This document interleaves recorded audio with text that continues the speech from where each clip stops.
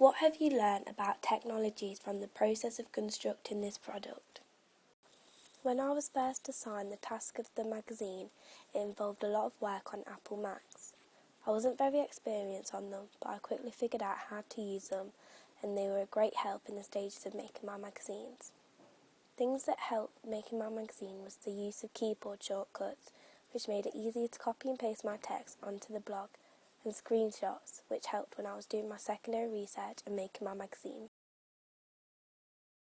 I was introduced to WordPress, a blogging site, which is a way of saving work online through cloud storage.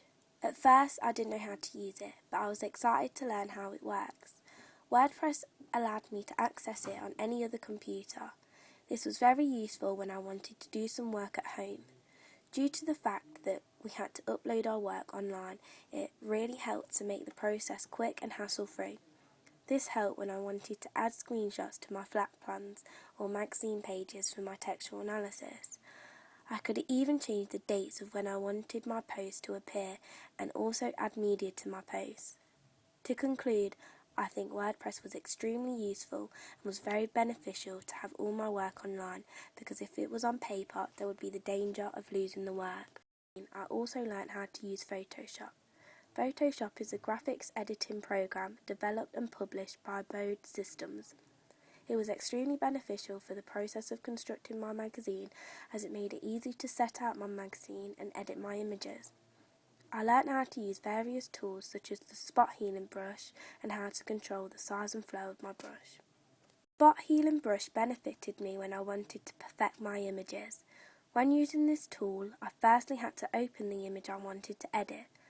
I then chose the spot healing tool and zoomed into the face to look at any imperfections or blemishes. I then clicked on any I wanted to get rid of. I had to make sure my brush size wasn't too big, otherwise it would have a strange effect where the skin would smudge too much. I changed the brush size by clicking on the brush option and changing the diameter of the tool. I also learnt how to change the filter on my image. This also helped when making my magazine, as I could sharpen my image and make it look more professional.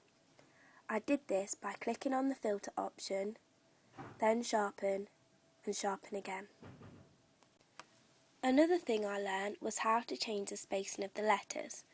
I did this by clicking the Set the Tracking for Selective Characters tool. By dragging it to the left, it made the spacing smaller, and by dragging it to the right, it made the spacing bigger. I also learnt how to add a gradient to my font. I did this by double-clicking on the text option, then clicking on Gradient Overlay. At this point, you can also add a drop shadow by clicking the drop shadow option.